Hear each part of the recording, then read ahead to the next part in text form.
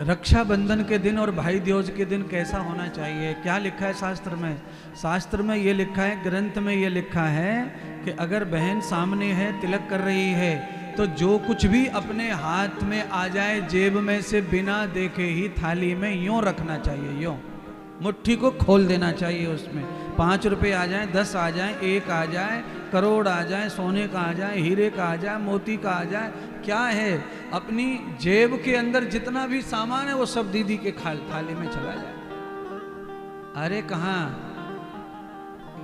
है, यहाँ बैठे होंगे ना, दिवाली गई तो है अभी अभी तो भाई बहन मिले, सबने देखा होगा ना नाटक झूठा।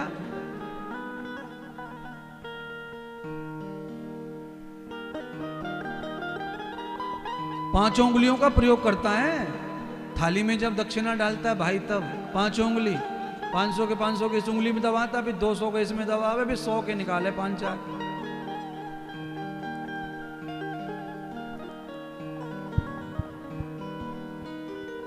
हंसी की बात नहीं है ये आंखों देखी कहानी सुना रहे, आंखों देखी कहानी सुना रहे हैं। ऐसा थोड़ी हम आपको ही कह रहे हैं, हम तो अपने भाई को ही कह रहे हैं, हमारी बहन है, हम तो ये सबको कह रहे हैं महाराज। तो और दीदी क्यों बना रहे हो फिर?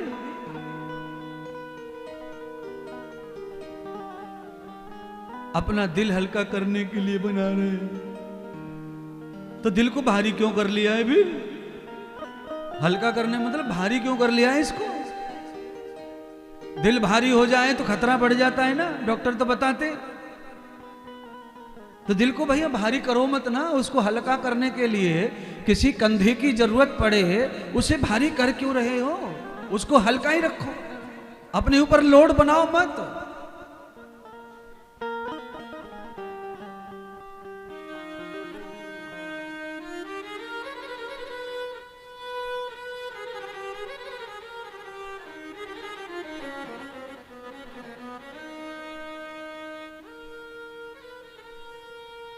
आत्मदेव के दूसरे पुत्र गौकर्ण महाराज ने अपने गुरुदेव की शरणागति जाकर के अपने दुष्ट भाई का कल्याण करवाया।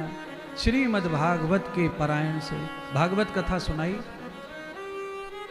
फिर गांव का कल्याण करवाया, फिर गांव वालों को पुनः कथा सुनाई। श्रावण मास में, अधिक मास में फिर कथा अपने कल्याण के लिए महाराज गौकर्ण ने सुनी। निरंतर ये कथाएं सुनते रहे गौकर्ण महाराज।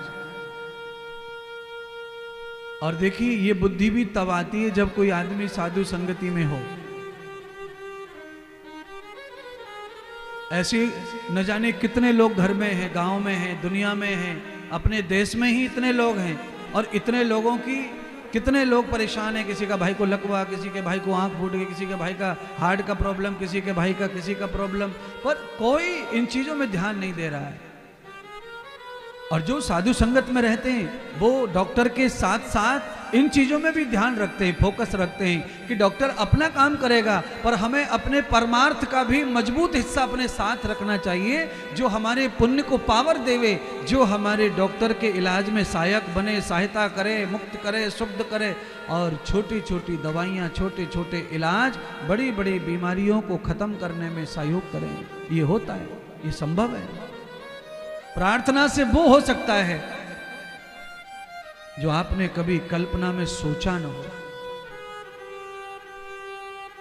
अच्छा आप ही सब बताओ, कथा सुनिए महाभारत की, सुनिए। महाभारत में 5 पांडव एक किनारे बैठे मुंह लटका के,